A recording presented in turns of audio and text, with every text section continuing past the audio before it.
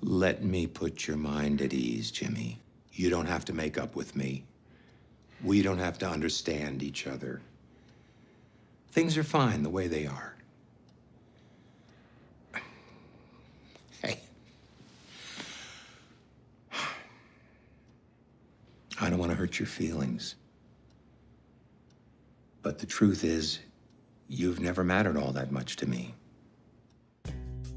Hey guys, Kiwi here. In this video, we'll be discussing the Season 3 finale of Better Call Saul, along with the situation that Chuck has presented himself with. With that being said, major warning of spoilers for everything in the show up to Season 3 Episode 10 Lantern, and let's jump right into this.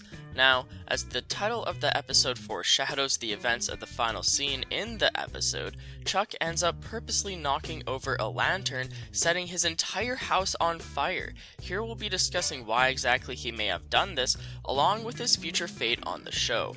Now, first off, I just want to talk about the fact that he did this in general.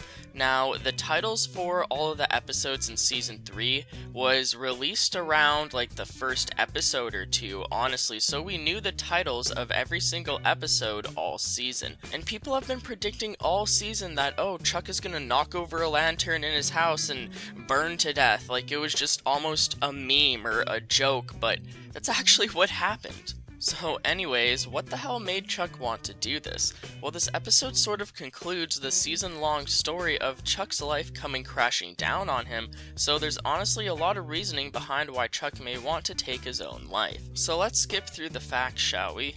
Chuck has hated his younger brother his entire life. Ever since they were young, Jimmy, quote, couldn't keep his hand out of the cookie jar. Jimmy was always so charming, funny, and easy to like that he quickly won the position as favorite child out of the two brothers, at least from Chuck's perspective. Although Chuck thrived to be as successful as possible and he worked his ass off to do so, Jimmy was always praised for taking shortcuts and taking the easy way out of things. Chuck began to feel resentment for Jimmy due to him getting the easy way all the time while Chuck had to work his ass off, and that helped cause him to not want to give Jimmy the easy way when Jimmy asked to get hired at HHM. Obviously, Jimmy's decisions to turn into a con man ever since around the age of 9 has also played a huge role into things, as Jimmy never took the time to really visit his family or even give a crap about them unless he needed Chuck to bail him out of jail.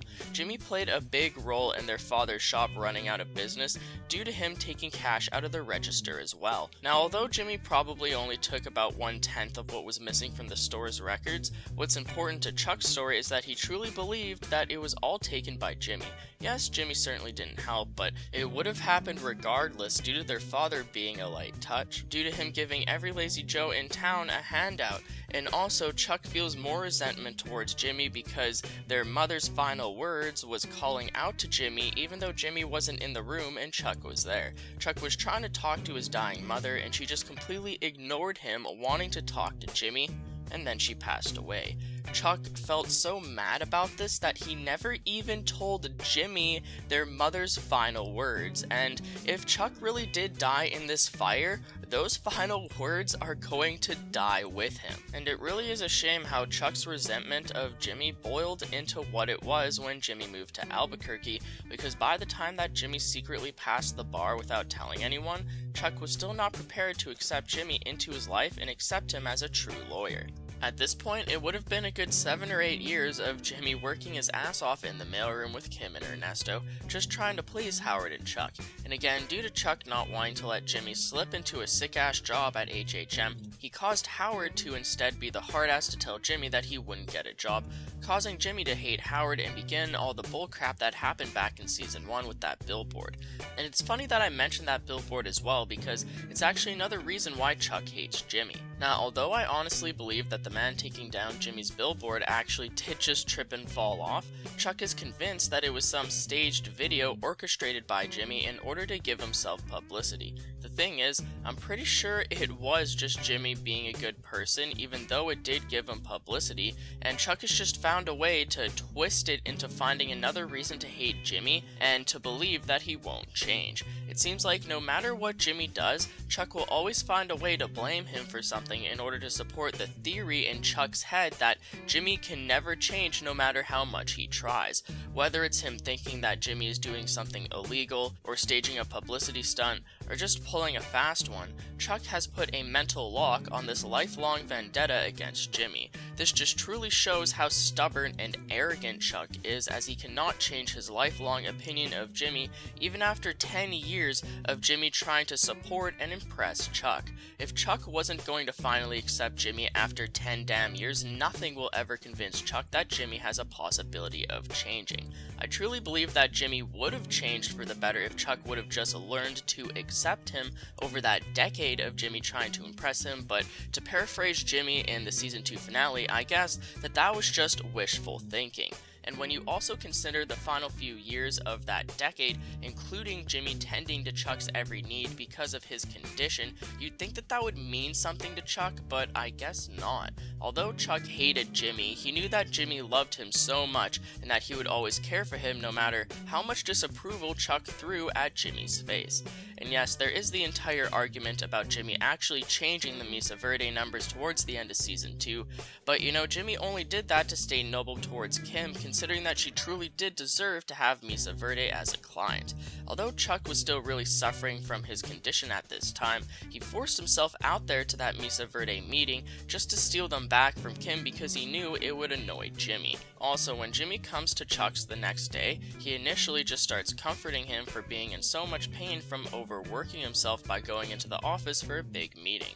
Once Jimmy looks around to see all the Mesa Verde files, realizing that Chuck was the reason why Kim lost them as a client, it is only then that he decides to switch the numbers in an attempt to help Kim.